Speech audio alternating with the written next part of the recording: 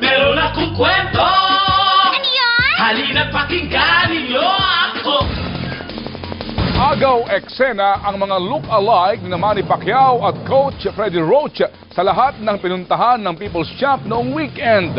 Ating kilalanin sina Manny Pacquiao at Coach Freddie Root. Sa mga kwento ni Mark Logan. Mula airport hanggang New World Hotel at Quiapo Church, andun sina Manny Pacquiao. I am his coach, Freddie Root.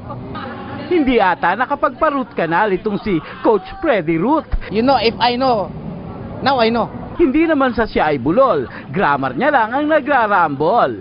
Hey, you Mayweather, get out to your cave and fight to Manny. Ganito daw ang matinding training na natutunan ni Manny sa boxing.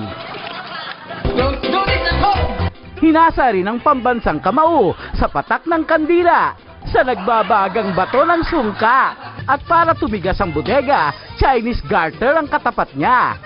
At dahil alam nilang babiyahe ito sa buong mundo, pinaghandaan din ang kontrabiyahilo. At mula nga noon, naging puspusan na ang training nitong si Manny Pacquiao. Bukod kay Coach Freddie, dumating din si Buboy. Pipoy Fernandez po. Pipoy Fernandez? Buhay ka pa? Oo. Nagkasugat-sugat ang pambansang kamao. Paano ba naman kasi ang kanyang speedball? Yikes!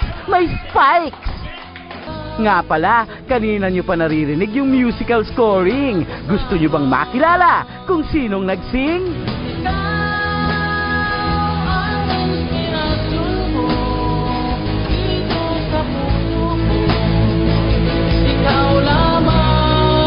Ay, pugi-pugi, bye!